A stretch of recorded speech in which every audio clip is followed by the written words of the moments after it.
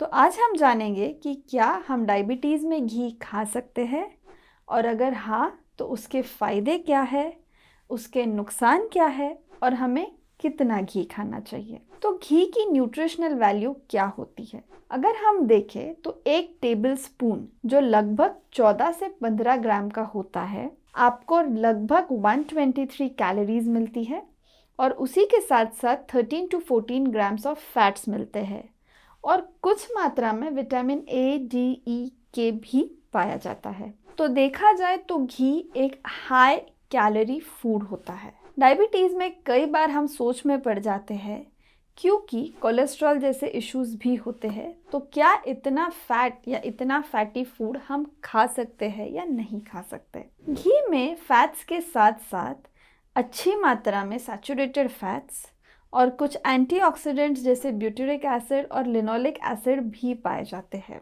ये fatty acids घी को एक हेल्दी ऑप्शंस बनाते हैं खाने के लिए और इसे अन्य सैचुरेटेड फैटी एसिड से अलग करते हैं। इन्हीं की वजह से घी का ग्लाइसेमिक इंडेक्स भी कम हो जाता है। तो आप घी अगर किसी ऐसे खाने में मिला के खाएं जिसका कार्बोहाइड्रेट या जिसका कंटेंट ग्लाइसेमिक इंडेक्स ज़्यादा है, तो ऐसे में आप उसका ग्लाइसेमिक इंडेक्स थोड़ा कम ले आते हैं और उस पदार्थ को आप डाइजेस्टेबल बनाते हैं। उदाहरण के तौर पर अगर हम देखें तो हमारे घर पर कई बार रोटियों पर घी लगता है या दाल में घी डलता है या चावल पर हम घी लेकर खाते हैं। ये सारी चीज़ों में, रोटी और चावल जैसी चीज़ों में कार्बोहाइड्रेट्स ज़्यादा होते हैं।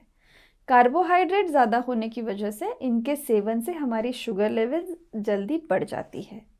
बट ऐसे में अगर आप इनमें घी को ऐड करते हैं या घी लगा कर खाते हैं तो इसका डाइजेशन भी इजी हो जाता है और साथ ही इसका ग्लाइसेमिक इंडेक्स भी थोड़ा कम हो जाता है। तो इस तरह से जब हम दिए हुए लिमिटेड क्वांटिटी में घी का सेवन करते हैं तो वो हमारे शरीर के लिए फ़ायदेमंद होता है। घी हमारे हार्ट के हेल्थ के लिए भी अच्छा होता है। घी में जो सैचुरेटेड फैटी एसिड्स पाए जाते हैं और साथ ही लिनोलिक और ब्यूटेरिक एसिड जो पाया जाता है, ये हमारे वेसल्स को हेल्दी रखता है और एथेरोस्क्लेरोसिस यानी हमारे रक्त वाहिकाओं पर यानी धमनियों पर जो प्लाक, जो फैट्स जमा होते हैं वो नहीं होने देता है, जिस वजह से हमारे हार्ट के वेसल्स हेल्दी रहते हैं और हार्ट के जो डायबिटीज़ में प्रॉब्लम्स होते हैं उनकी संभावना कम होने में मदद मिलती है। त्वचा और हमारे बालों के लिए भी घी का सेवन बहुत अच्छा है।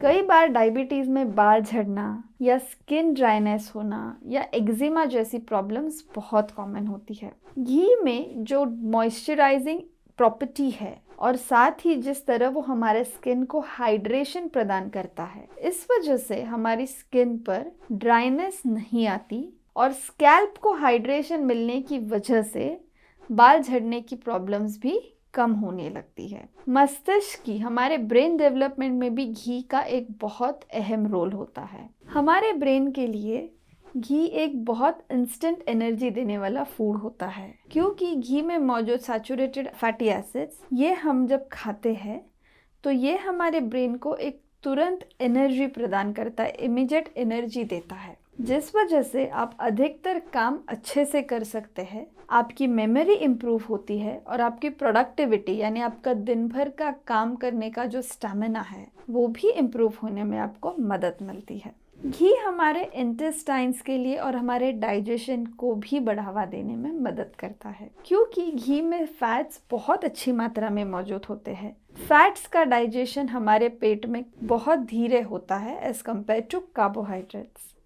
तो जब आप किसी भी चीज़ में घी डालकर खाते हैं तो वो पदार्थ आपको धीरे धीरे बॉडी में आपके डाइजेस्ट होता है, जिसकी वजह से आपको आपका पेट ज़्यादा देर तक भरा हुआ लगता है और साथ ही कॉन्स्टिपेशन जैसी प्रॉब्लम में भी आपको रिलीफ मिलता है। घी हमारे इंटेस्टाइन में मौजूद GLP-1 हार्मोन के फंक्शनिंग में भी इम्प्रूवमेंट लाता है। GLP-1 हार्मोन अगर हमारे शरीर में ठीक से काम करता है तो हमारे बॉडी में शुगर ठीक से नॉर्मल रहने में हमें मदद मिलती है क्योंकि GLP-1 हार्मोन हमारे पेट को ज़्यादा देर तक भरा रखने में मदद करता है। तो घी GLP-1 हार्मोन को, उसके कार्य को इम्प्रूव करने में भी हमारी मदद करता है। तो ये थे कुछ घी के फ़ायदे। अब घी अगर देखें तो हम कितना खा सकते हैं दिन में, ये भी जानना बहुत ज़रूरी होता है। क्योंकि कई बार अगर हम कह दें कि हाँ हम ये चीज़ खा सकते हैं, तो उसका मतलब ये नहीं होता है कि हम उसे एक लिमिट के ऊपर खाएं। तो प्रतिदिन अगर हम देखें तो लगभग 1 से 1.5 चम्मच यानी 5 से 7 ग्राम जो हमारा छोटा चम्मच होता है, हम उतना घी का सेवन कर सकते हैं। अगर हम ज़्यादा घी का सेवन करें तो उसके बुरे इफ़ेक्ट यानी उसके साइड इफ़ेक्ट्स भी हमें अपने शरीर पर दिखाई देंगे। तो अधिक घी के सेवन से क्या नुकसान हो सकते हैं?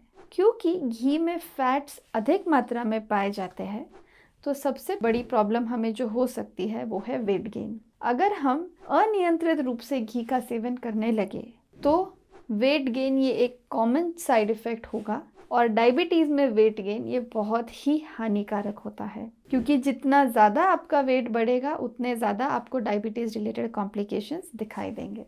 सिर्फ अगर हम घी खाते रहेंगे तो हमें जो अन्य पोषक तत्व है जो हमें अन्य खाने से मिलते हैं वो नहीं मिल पाएंगे, और जिस वजह से हमारे शरीर में न्यूट्रिशनल डेफिशिएंसी हो सकती है।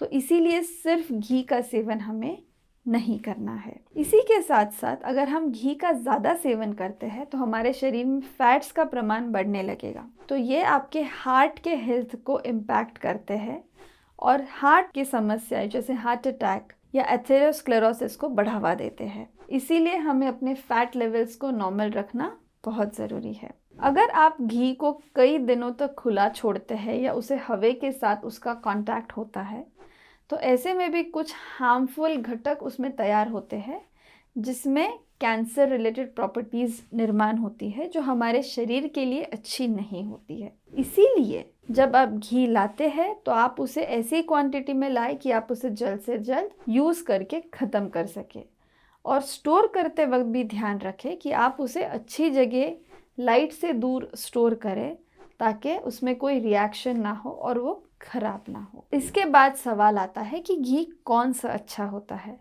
गाय का या भैंस का? अधिकतर रूप से अगर आप घर पे घी बनाते हैं तो वो आपके लिए एक हेल्दी विकल्प बन सकता है, क्योंकि जब हम घर में घी बनाते हैं मलाई से या दूध से, इसमें आप कोई प्रिजर्वेटिव या कोई फूड एडिटिव नहीं डालते हैं, जो आपके हेल्थ के लिए एक अच्छा ऑप्शन होता है। अगर देखा जाए तो गाय का घी पचने में ज़्यादा बेटर होता है भैंस के घी से।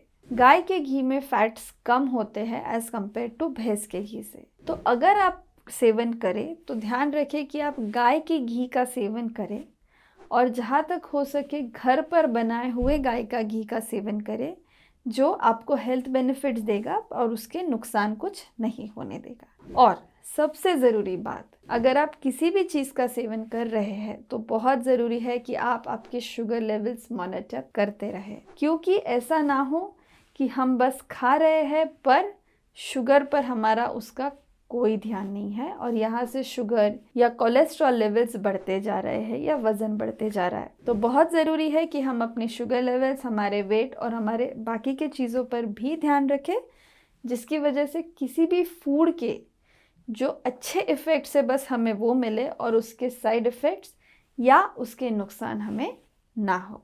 Thank you.